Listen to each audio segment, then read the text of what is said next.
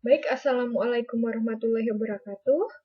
Kali ini kita bertemu pada matrikulasi terkait dengan bidang biologi, di mana pada kesempatan ini atau pada matrikulasi kali ini kita akan membahas dua bahasan, di mana yang pertama adalah anatomi dan fisiologi manusia serta anatomi dari tumbuhan. Namun, pada kesempatan kali ini kita akan membahas terkait dengan anatomi dan fisiologi manusia terlebih dahulu, baru di pertemuan berikutnya kita akan membahas terkait dengan anatomi dari tumbuhan.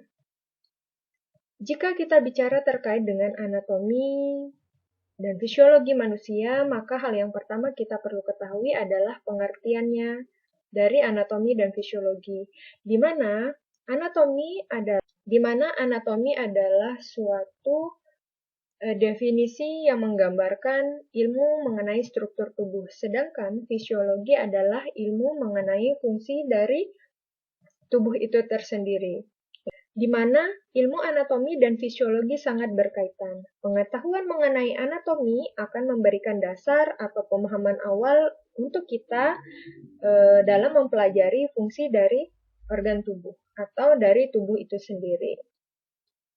Sebelum membahas mengenai anatomi dan fisiologi manusia, kita akan melihat tingkat organisasi kehidupan mulai dari tingkat terendah sampai dengan tingkat yang tinggi atau yang kompleks. Bisa kita lihat di sini, ini adalah tingkat terendah, di mana tingkat terendah yang umumnya adalah sel, dan tingkat tertinggi itu adalah berupa tingkat individual atau kita gambarkan sebagai manusia.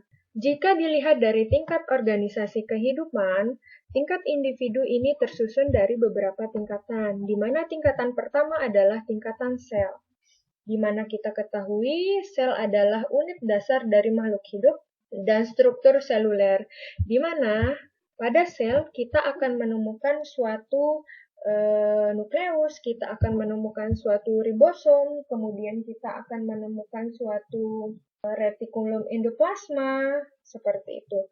Kemudian, dari adanya sel, ini akan berubah menjadi tingkatan yang lebih besar, yang disebut sebagai jaringan, di mana kita ketahui jaringan adalah sekelompok sel atau beberapa sel dengan struktur yang sama dan melakukan fungsi yang sama, di mana pada tubuh kita terdapat 4 jaringan. Yang pertama adalah jaringan epitel, kemudian ada jaringan ikat, yang berikutnya adalah jaringan otot dan jaringan syaraf.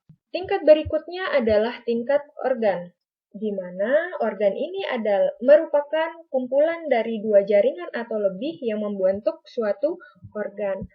Contohnya jika dilihat adalah di sini ada organ lambung. Kemudian selain lambung, organ yang lain adalah ginjal, jantung, mata.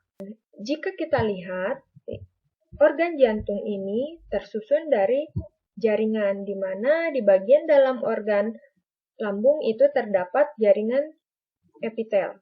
Kemudian, dari organ-organ ini akan terbentuk atau tersusun tingkatan yang lebih tinggi lagi, yang disebut sebagai tingkatan sistem organ.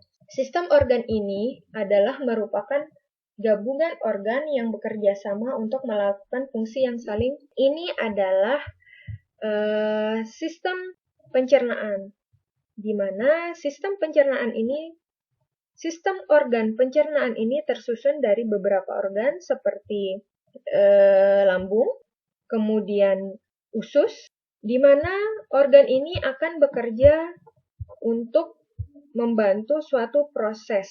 Contohnya jika kalau di sistem pencernaan otomatis kita akan berproses mulai dari makanan itu masuk sampai dengan makanan itu dikeluarkan. Sistem organ yang lain contohnya adalah sistem kardiovaskuler, kemudian sistem pernafasan, kemudian ada sistem reproduksi, ekskresi, dan sistem syaraf. Dan ada beberapa lagi yang lainnya. Setelah tingkatan sistem organ ini, tingkat organisasi kehidupan yang tertinggi adalah tingkat individual, di mana tingkat individual adalah suatu manusia yang dapat beraktivitas secara sehari-hari ditopang dengan adanya fungsi dari sistem organ. Jika bicara terkait dengan anatomi dari manusia, ini adalah gambaran diagram anatomi manusia, di mana jika kita ketahui anatomi tadi sesuai dengan pengertian adalah struktur tubuh, di mana struktur tubuh manusia tersusun dari kepala, baik laki-laki dan perempuan, ada kepala, kemudian ada wajah, di mana di bagian wajah ini terdapat dahi, telinga, hidung, mulut, dan lain sebagainya. Kemudian yang ketiga adalah leher.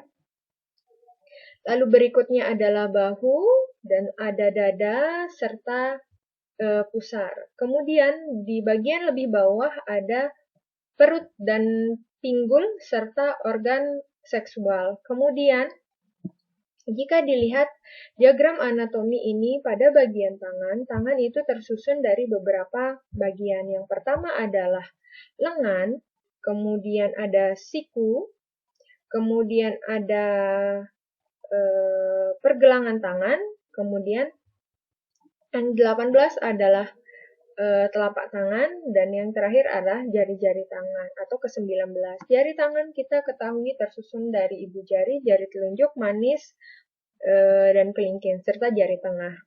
Selain itu, pada diagram anatomi manusia, kaki kita yang fungsinya untuk pergerakan, ya, berjalan, di sini tersusun dari bagian paha, kemudian ada lutut, kemudian ada betis,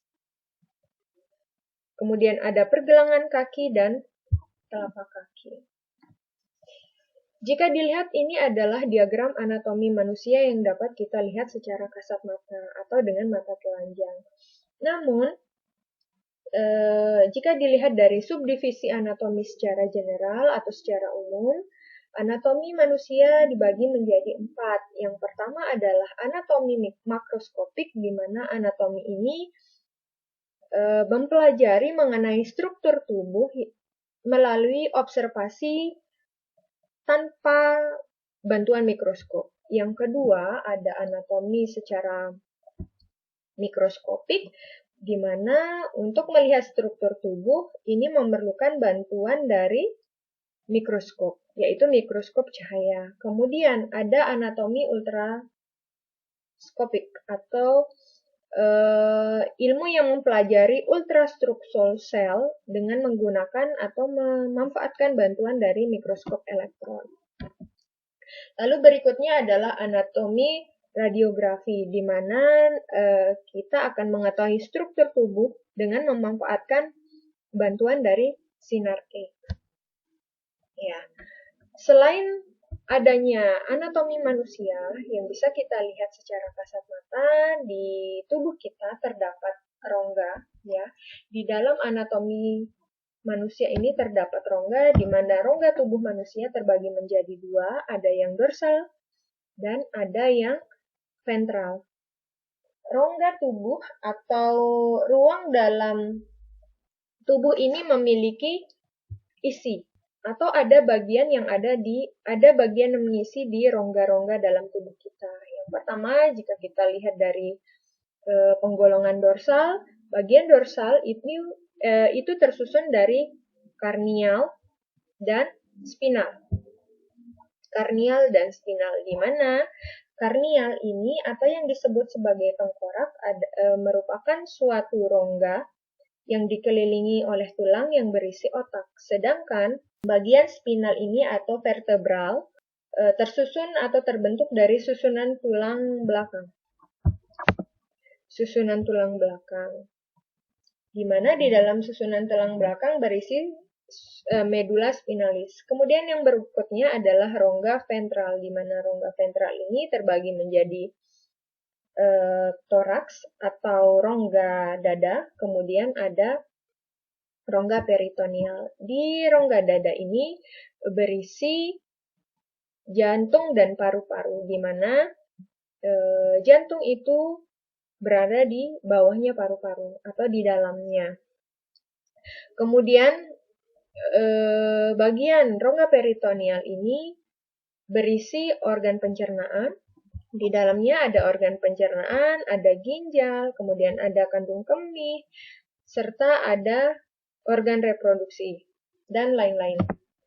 Jika kita lihat, ini adalah contoh dari sistem organ atau beberapa contoh dari sistem organ. Sebenarnya ada banyak, tapi kebetulan di contoh ini adalah ada sistem peredaran darah, kemudian sistem saraf, sistem pernafasan, sistem pencernaan, sistem rangka, dan sistem muskular. Jika kita lihat sistem peredaran, jika kita akan belajar mengenai sistem organ peredaran darah, maka yang akan kita pelajari adalah peredaran darah.